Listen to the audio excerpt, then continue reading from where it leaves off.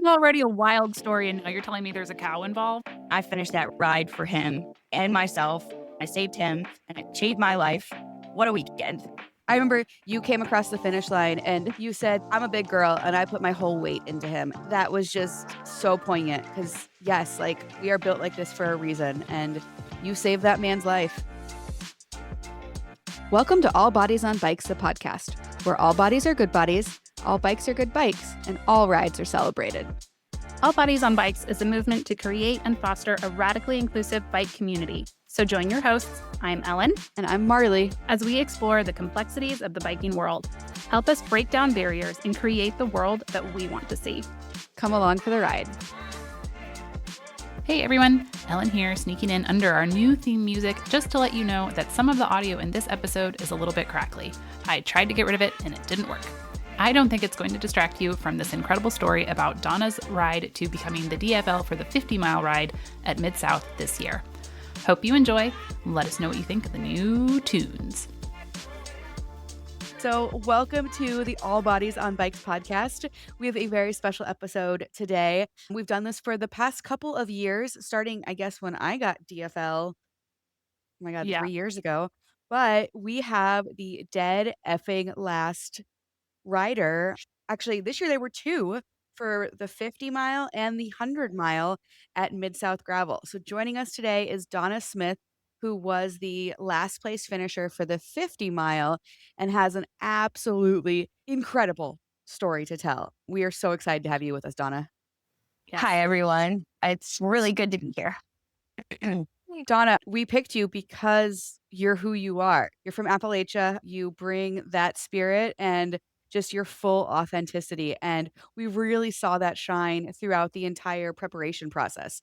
So, can you talk to us a little bit? We'll get to the DFL, which is like the exciting part, but talk to me a little bit about how you felt coming into the weekend, what you shared with us, and some of your hesitations. That's exactly what there was a lot of hesitation because, to be honest, I kind of felt like the training process didn't go as well as I wanted it to. I was sick a good bit. My body wasn't used to so much physical exertion. And then to do it in the winter, like as soon as the weather got cold and the air got cold, my lungs just did not want to participate. So I just did what I could on the indoor trainer. I wasn't able to train at really the intensity that I wanted to, but thank goodness for Dave, our trainer. He just made me feel so capable despite everything. And he was right, turns out. So that was very refreshing to know that I still did put in the work and I did everything that I was capable of doing. Yeah, I think that's what I took away from our conversation with Dave is how much he was ready to meet you where you are. As long as, like you said, you are ready to put in everything that you can do to make yourself a better cyclist going into a race or whatever your goal might be. Right. So, let's dig into it because this is the exciting part. Race day comes. How are you feeling that morning? What did that look like for you? It was surprisingly calm in all the chaos. When I got to Stillwater, I wasn't feeling very well at all. It had been a long drive, my first road trip. I'm a bit of a nervous driver. I did the denim ride. It was extremely hard. It was my first group ride. I felt a lot of pressure. I was so overwhelmed. But as the weekend went on, the dinner on Friday, that was when I was like, okay, I've got all these people. Nobody's freaking out. It's going to be fine. I'm going to pace myself. I had a heart to heart with Marley, and she gave me invaluable advice about how to just, pace yourself the right way and how to listen to your body through your heart rate monitor. And it saved me. And Dave told me that I needed to stay in a certain zone, my all day zone. And it's incredibly hard to do here, to be honest. I'm doing up to like sometimes 22% grade for up to like 4 to 5 miles. I have a hard time finding a route that is less than 2 to 3,000 feet and maybe 20 miles. And honestly, I complained and I moaned and I whined to everyone, but it saved me as well. And the fact that I knew I was used to such intense short bursts of exertion that I just then backed up and used my heart rate and my experience and the advice that I got from everybody on the team and the sponsors to just help me then spread that out over a 12-hour period. Mhm. And honestly, I felt better after that 50-mile race than I did after some of these 10-mile rides here. Yeah, it turns out if you're not climbing a wall in the middle of your ride, you can go a lot further. Oh my gosh, I love your perseverance and also just like that you took my advice to heart. When you came to me, I think you asked like, "Does it ever get easier?" And I was like, truthfully, no." Yeah. But He's then like, you "Would you like an e-bike?" And I'm like, "I don't know." yeah, well, we kinda dug into it, and I realized, you were talking about you were at your maximum heart rate for extended periods of time, and it's like, no wonder you couldn't keep going, and so digging in and figuring out, like, cool, just move at your own pace. Don't worry about what everybody else is doing, like, I'm so happy that that worked for you because that's what ended up working for me too. You try and keep up with the group, and you realize everybody else is casually chatting along, and you're gasping for breath because just the physics of getting a bigger body to do it, like, your heart rate is working so much harder. So I'm so proud of you for listening to your body. So speaking of heart rates, something really remarkable happened to you on course. We had a group chat going and you texted and you said something about, "FYI, folks, I just stopped to help somebody with a cardiac issue at mile 6." So tell us what happened out there. So I am the back of the pack, and I notice off in the distance what I think is like someone pumping up a tire. But I was like, that's a lot of people for a tire, and it was taking up a lot of space, and it was taking a long time. And I eventually realized they're doing chest compressions on a gentleman who had collapsed. 911 had told him just to do continuous chest compressions until they got there without the rescue breaths. So I was like, well, we all need to take turns. You got to do the chest compressions. Hard. I've never had to do them before, but I have been trained. I worked at the YMCA and I worked in corrections, and we always had to be trained. So I just like, threw my whole body on him, Oh like my probably gosh. 30 to 50 times. He starts gasping and like really starting to breathe. And they're like, oh my God, Donna, you're doing it. They come, they do the whole cut his clothes off, all that stuff. 3 or 4 EMTs, firefighters taking turns. They use the AED 3 different times on him, and then they get this machine out that they strap around his body, and it just pumps onto his chest. Doing compressions? Like, not shocks, but actual compressions? Yeah, like a compression machine, and he is non-responsive this entire time. Holy Light pulse and light breath, and everyone's very quiet on the EMS squad. I'm praying, crying a little bit, and they just did not seem very hopeful, and I was scared. As a bigger person riding, I was pretty scared to go on at that point, but I decided to go ahead and do that, and that if anything else, I would do it for him. So I called my mom at mile 19. I was taking a break, and we cried, and I cried on and off through the ride. There are pictures of me in the gallery, ugly, crying on my knee. It's not because I finished, it's because Marley told me that he was going to make it. yes. And it was an amazing feeling. And I finished that ride for him and myself. I saved him and I changed my life. What a weekend. No kidding. Oh my gosh. I think I just want to acknowledge how stressful that whole situation is. I've taken CPR training too, and I can't imagine actually doing it on a body because you feel like you're going to break them. Oh, yes. And I knew that it's common to break ribs. And I even had mentioned that, guys, if you hear anything cracked, you're doing it right. I think we did everything we could. And hopefully, I think that saved him as well as EMTs. I So think literally did everything you could to save him, and you did. That's amazing. Marley explained this to me and said this is why she is beside herself in these photos. I just kept thinking, like, what am I going to do if they say no when I get to the finish line, which is what I was expecting. Yeah. And I'm very passionate, somewhat emotional person anyways. So I just was over the moon beside myself with joy. Yeah. I look at those photos and I start crying again because seeing the relief in your face and the joy and the triumph, it's just like, this is about so much more than riding a bicycle. It was a lot. Seeing Bobby's face, like, everything was great. So Yeah. let's talk about that finish line because I know that in the prep and the lead up, you were very excited. Like you had no illusions that you were going to be fast out there. And you were like, yeah, I'll probably be DFL. And then I had to break it to you that there's not usually a big celebration for the 50-mile DFL, which is silly, but typically it's earlier in the day and lots of folks aren't there. But we got really lucky because you finished after dark when the party was going. So what was that like as the day went on? I want to hear about what was the cow's name? Maxine? Tell me about Millie. I'm sorry. This is already a wild story, and now you're telling me there's a cow involved? there's a cow involved. So you pull into the Oasis at mile 40 something. What was that Yeah. like to have them still there, and talk us through that? I pull in and there's Summer, who was my teammate and my roommate.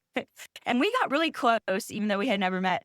We were like freaking out because me and Summer were very like on the fence as to whether our bodies could do that distance. And we had never been close to it really. So I'm waiting in line for the picture and there's a cow just chilling in the background. And I'm thinking, oh, well, this is cool. I hadn't really seen a whole lot of the Chaise pictures before, but she's coming right up to me, like right up to me. And they're like, whoa, whoa, whoa. Her name is Millie. She seems to like you. Is there a fence or anything between you, No, and this cow? No. no, No. So to give the listeners no. a bit of a context, we were on private property. They called it like the bovine bypass. And Salsa Cycles sets up this legendary Chaise lounge every year. And it's typically like about 10 miles from the end. They have a whole oasis. When I was there earlier in the day, I didn't see any cows, but clearly Millie came into the Was picture. So curious. yeah, The ranch owner was there with his UTV vehicle, like trying to herd her away. I didn't really think about the fact that maybe she wasn't really supposed to be there. You know, it's the whole vibe. They don't call it bovine bypass for nothing. okay, so you get through the bovine bypass. There's like some fairly technical downhill riding, which none of us were expecting. What's going through your head as you pull into town and you see the finish line? Um, I thought a lot about the SAG driver, Matt, and his bell and his flashy lights. And I'm just like, I'm so thankful I have someone with me. And then in my state, I think it might be the turn where everyone sees the person coming. I completely cut a car off. Whoops. So, yeah, I'm honestly just like, man, this is about to get real intense. I can't believe I'm here, with this whole shebang. You've had a little bit of time to decompress. What are you feeling now? Oh, I have a case of the blues for sure. I hate that I had to jump right back into the craziness of life and working immediately. And I just miss everybody so much. But honestly, I'm thinking about Unbound. Hell yeah. Really? Yeah, but I don't know if I can take that much time off again. Like maybe travel with my bike this time, like on a plane instead Okay. of driving with my bike. Even though I have been avoiding the task of taking my bike apart and putting it into a box, I have a feeling it's gonna happen. I started looking at Unbound, the courses, and I'm like, there's a nice little 25 mile. And it'll probably be another nice little like break from the crazy terrain here. So, That's very true. I understand that you live in the mountains. I do. But then to hear you say Mhm. these numbers, I'm just like, this is wild. It's crazy. They did take the course and make the short course this year for the one here in my town a little bit more accessible. And I'm talking to another one at the gravel series. It's called Rolling Coal. And like the short course is really, really hard. But he Mm. gave me a 10-mile route. And I was like, you should consider making this an inspiration type ride. I love how you're taking this and pushing forward more accessibility for more cyclists. Incredible. Yeah, even in an area where it's more difficult riding, there are ways to make it accessible still. That was the whole point of this, of All Bodies on Bikes. Yeah. When I was at my first gravel start line and I looked around and I saw nobody who looked like me, nobody in a bigger body, I was like, I know we're out there. I know we're riding. We just need to build the community and they will come. Having a person to put themselves out there and really nicely explain, like, hey, take 3 adjustments so that more people can join you. What did it mean to you coming together with the All Bodies on Bikes team with other people who were in bigger bodies and understood that? Like, what was that like? Well, it just made me embrace the idea that we all have a unique bike journey, a unique bike experience, and it's not the same for everyone. When you think of the elite cyclists, they seem cookie cutter sometimes. Their little outfits all the same, and they're riding in their little packs. No offense, I'm not making fun of anybody, but we're the underdogs and the people who take their time and are there for just the pure joy of it. And that was great.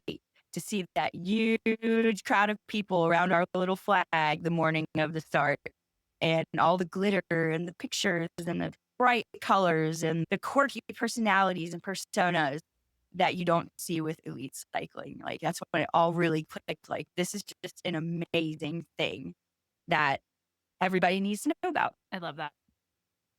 It's so Awesome. good. I do want to get a soundbite in here real fast about how I think Donna's story is so powerful. And if you have the opportunity to get CPR trained, please do it. Because these are exactly the situations that people don't expect. And if there is someone who can do it, like we mentioned, it's scary and you have to know what you're doing to do it right. Mhm. So Mhm. please, if you've got the opportunity to go get CPR trained, please do it. You really could save a life. Yeah. I remember you came across the finish line and you said something of, "I'm a big girl and I put my whole weight into him." And that was just so poignant because, yes, like, we are built like this for a reason, and you saved that man's life. Congratulations on everything. Well, I caught the gravel travel bug. Oh boy. All Bodies on Bikes, the podcast, is part of the All Bodies on Bikes nonprofit, and everything we do is about making the cycling world more inclusive and welcoming for everybody. One of the best ways to support this work is by becoming an All Bodies on Bikes member. Membership helps fund inclusive events, education and advocacy, and it helps keep this podcast going. Plus, members get some really great perks like exclusive swag, industry discounts, and more. If this community means something to you, which we hope it does, we would love to have you join us. Learn more at allbodiesonbikes.com/membership. Today's episode of the All Bodies on Bikes podcast is brought to you by BikeTiresDirect.com with a huge selection of inventory from tires to clothing, hydration, nutrition, basically anything you need for cycling. BikeTiresDirect.com is your go-to. Use the code ALLBODS, that's ALLBODS, all capital letters, for a 10% discount. And 6% of that comes back to All Bodies on Bikes. So you're getting a discount and the organization is getting supported. Thank you so much to Bike Tires Direct for your support.